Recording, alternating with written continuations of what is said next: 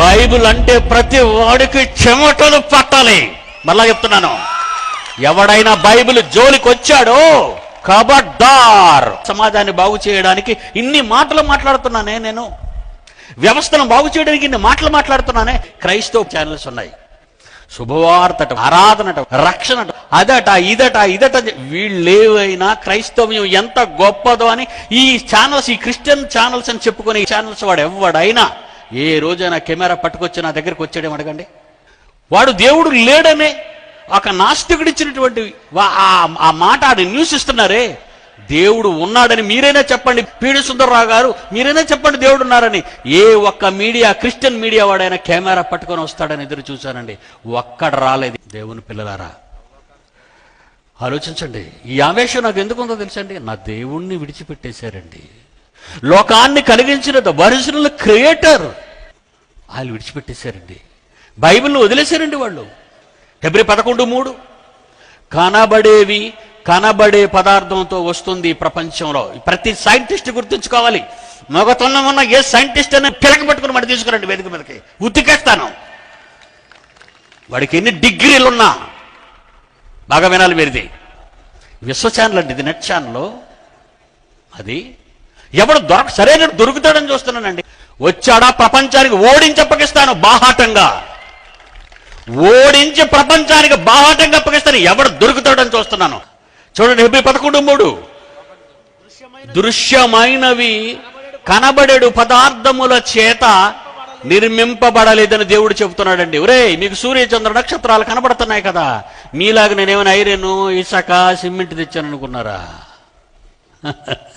దృశ్యమైనవి మీ కళ్ళకు కనిపించే ఆకాశ నక్షత్రాలు కోటాన కోట్లు, అవి గాని ఈ సూర్య కుటుంబంలో ఉన్న సూర్యుడు గాని గ్రహాలు గాని, ఇక డార్క్ మ్యాటర్ 90% పదార్థం, 90% కనిపించేది ఓన్లీ 10 పాళ్ళు మాత్రమే. కనిపించనిది విశ్వంలో 90% అవుతుంది కృష్ణ బిలాలు, అది కనిపించడం చీకటి పదార్థం. అది ఏడ్చాడు దరిద్రుడు, హకిన్స్ గడు ఏడ్చాడు. అదే ఏదో మాట్లాడుతున్నాడు దరిద్రుడు, అర్థం కాని మాటలు. ఏమండి, మిగతా 90% కనబడలేదండి, కానీ పదార్థం ఉంది 100%.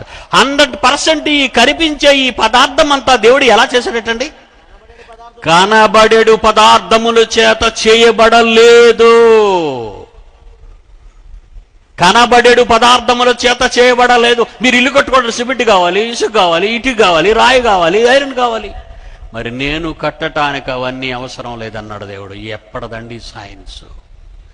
సైన్స్ ఎక్కడైతే చేత కాదని నోరు మూసుకుందో అక్కడ బైబిల్ మాట్లాడుతుంది.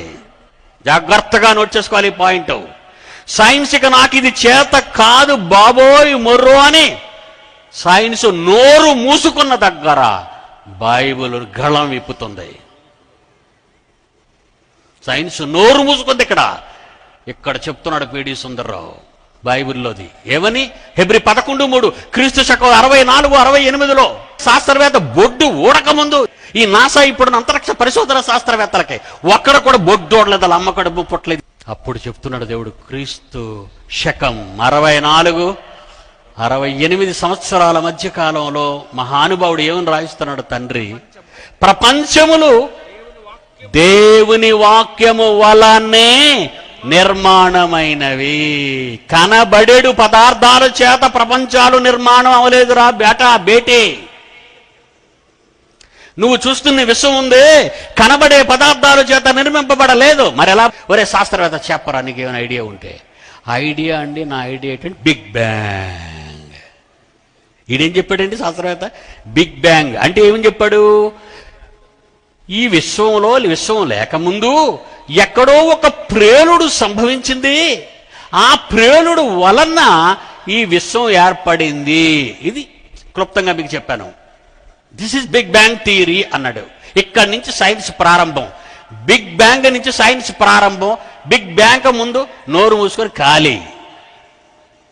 వింటున్నారా? బిగ్ బ్యాంగ్ జరిగిన తర్వాత విశ్వం అంతా కలిగింది అన్నాడు. మరి బిగ్ బ్యాంగ్ ఎలా కలిగిందిరా? అదే బిగ్ బ్యాంగ్, పెద్ద విస్ఫోటనం, పెద్ద శబ్దం. ఆ శబ్దం ఏంటో నీకు తెలుసురా? తెలీదు కనుక నోరు మోయి. ఇప్పుడు మేం చెప్తాం. ఆ మాట ఏంటో తెలుసా? ఆ శబ్దం ఏంటో తెలుసా? శబ్దం ఏంటో తెలుసా? అదే చెప్పాడు మీదనే, దేవుని మాట వలన ప్రపంచములు నిర్మాణమైనవి. విశ్వం దేవుడు సృష్టి కాదన్నాడు.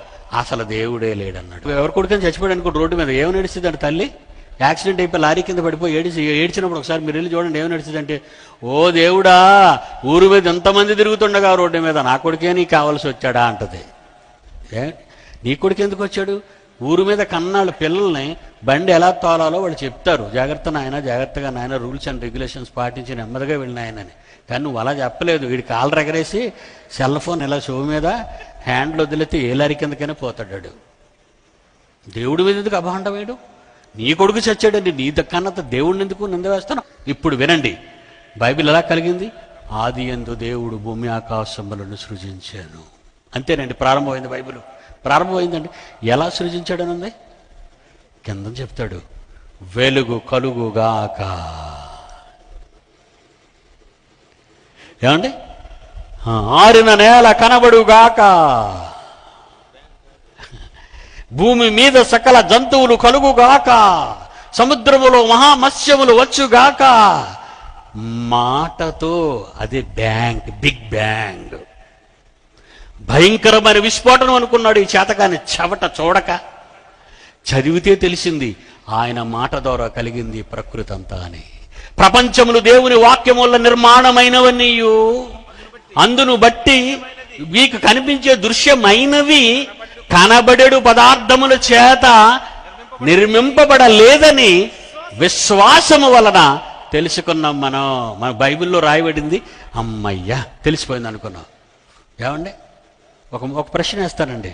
మా అమ్మ నాతో చెప్పింది, నాన్నరా మీ నాన్న, డాడీ డాడీ అంటది. ఏమన్నా అంటదా? చిన్నప్పుడు అలాగే అంటది. పెద్ద అయిన తర్వాత అమ్మాయి తర మా నాన్నైనా అని అంటావా? మనం మామూలుగా అనుకుందామండి. పెద్ద అయిన తర్వాత అమ్మ ఇతను మా నాన్నైనా అంటావా? అనవు. ఎందుకు? అమ్మ చెప్పింది విన్నావు. బాగా వినాలి. అమ్మ చెప్పింది విన్నావు. విన్న మాటను ఒక ఆడది, ఒక తల్లిగా ఒక మాట చెప్తే నీ తండ్రి అనుకున్నావే. బైబిల్లో చెప్పింది ఎందుకు నమ్మడు?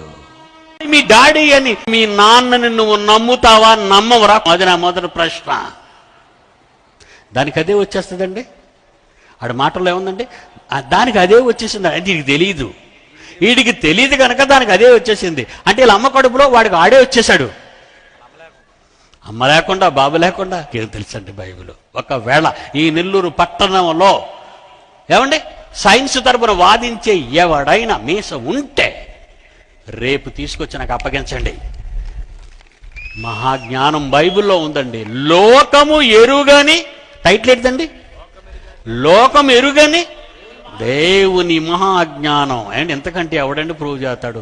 ఈ వేదిక మీద నిలబడి మీసం తిప్పి పట్టణానికి వచ్చి ఉంటే తెండి. అపోస్తలుడైన పౌలు ఇదే ఛాలెంజ్ మొదటి శతాబ్దంలో ఎలా చేశాడో ఒకసారి మీరు చూస్తే మీరు ఆశ్చర్యపోతారండి. కొరింథీయులకు రాసిన మొదటి పత్రిక 16వ అధ్యాయము 7-9 వచనాలు కలిపి ఉంటే చూడండి దేవుని పిల్లలారా. కొరింథీయులకు రాసిన మొదటి పత్రిక 16వ అధ్యాయము 9వ వచనం. కార్యానుకూలమైన మంచి సమయము నాకు ప్రాప్తించినది, ఎదిరించువారు అనేకులు ఎఫెసు పట్టణంలో ఉన్నారని విన్నాను.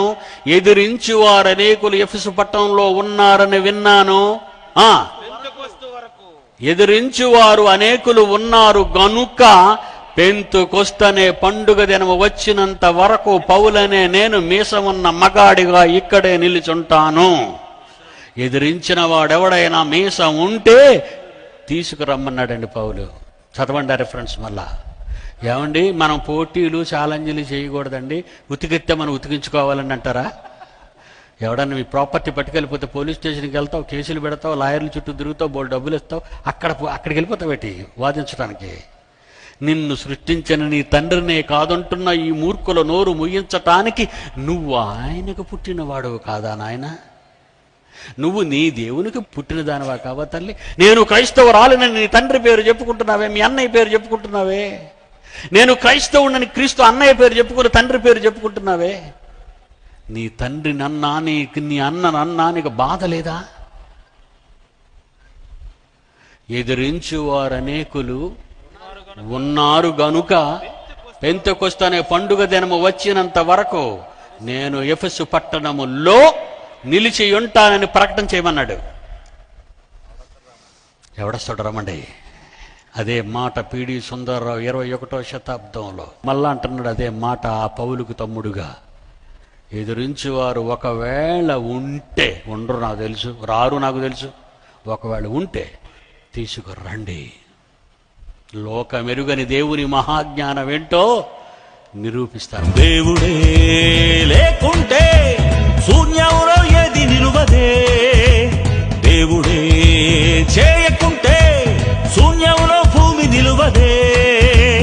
ఆధారం ఆ దేవుడే, చేసింది తన మాటే, అన్నిటినీ చేసింది దేవుడే. ఈ మనుషులంతా దేవునికి పిల్లలే. దేవుడే లేకుంటే శూన్యంలో ఏది నిలువదే, దేవుడే చేయకుంటే శూన్యంలో భూమి నిలువదే.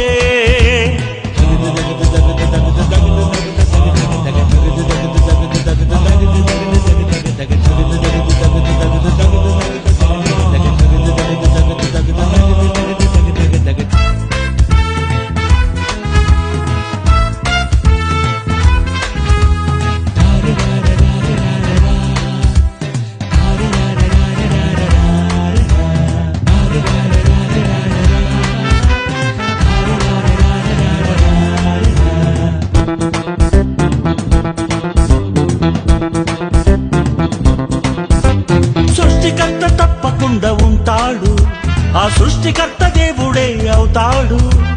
ఒక్క దేవుడే నిన్ను చేశాడు, ఆ ఒక్క దేవుడే తండ్రి అవుతాడు. 100 మంది దేవుళ్ళు లేరుగా, నిన్ను కన్నవారు 100 మంది ఉండరురా. ఒక్క దేవుడే నిన్ను చేసెనురా, దీనంతటికి కారణం ఒక్కడురా. విశ్వాసం ఒకటే, దేవుడు ఒకడే, అందరికీ తండ్రి ఒక్కడే. నమ్మకం ఒకటే, దేవుడు ఒకడే, కన్నది ఆ దేవుడొక్కడే. నమ్మడానికే ఆధారం ఈ సృష్టంతా శూన్యంలో తిరగడం. దేవుడే లేకుంటే శూన్యంలో ఏది నిలువదే, దేవుడే చేయకుంటే శూన్యంలో భూమి నిలువదే.